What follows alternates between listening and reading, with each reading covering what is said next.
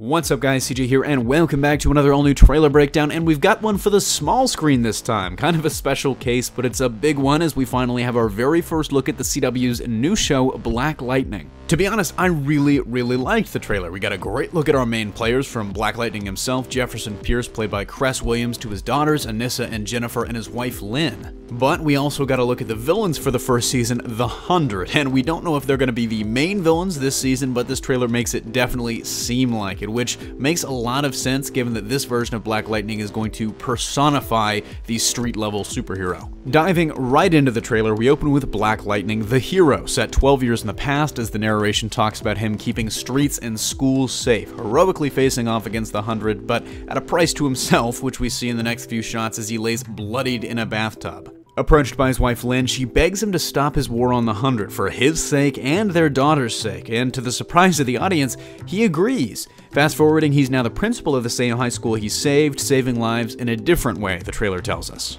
It's here that we get a first look at his daughters, Anissa and Jennifer. The dynamic between Jefferson and his daughters is going to be huge. As we see later in the trailer, his powers don't just stop with him, they run in the family. That was true in the comics too, as both of his daughters went on to become heroes of their own. Anissa joined the Outsiders as Thunder, while younger sister Jennifer became the hero Lightning and eventually joined the Justice Society of America. That's going to be something to watch, as even in the comics, Jefferson wasn't crazy about his daughter's crime fighting, and in the show, knowing the personal toll and having hung up his own goggles, it's hard to believe he'd be much more crazy about it. Speaking of Black Lightning's retirement, we see the classic hero's dilemma. He made a choice, choosing to retire and raise a family, but while he's still doing some good in the community, the 100 have taken advantage of his absence and moved in. We see a shot of what looks like his younger daughter Jennifer pushing through a crowd while the 100 pursue, before being trapped in a corner.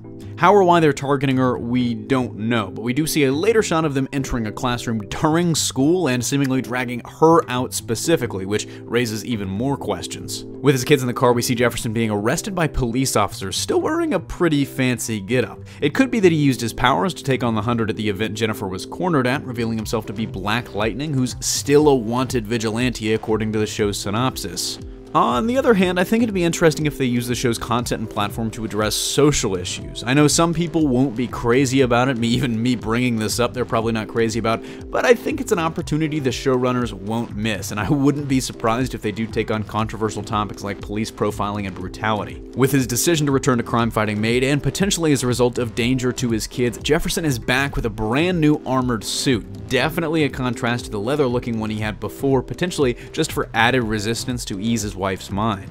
I mean, from what we see in the trailer, he doesn't need the suit to use his powers, as it's genetic, and we can see him pretty clearly interacting with electrical devices outside of it, so I'd be curious if the new one just helps him concentrate the abilities in addition to offering some more protection. Speaking of powers, we do get to see the hero in action, taking on the 100 at a motel, and it's clear he has not lost a step in his 12 years away, throwing lightning-backed punches and eventually unleashing the Kamehameha on a poor thug. We also see him holding one of the 100 members over a balcony before throwing him into his own car, showing off some of the static side of his abilities too. That's where the trailer pretty much ends, but honestly, it has me a little more hyped for the show than I thought I'd be. I mean, he's simultaneously this ultra-powerful but very experienced hero. It's something that we have not seen in the CW before. No knock on The Flash or Supergirl, but a huge part of those shows is them constantly learning and basically being young in their careers. Arrow is the same way to a lesser extent, I guess now, but it was still there in the earlier seasons. Black Lightning is like a Formula 1 driver whipping a tuned-up Ferrari, whereas The Flash, sorry Barry, is like a student driver in the same car. The power is still there, but you'd like to see someone drive it that really knows how to use it.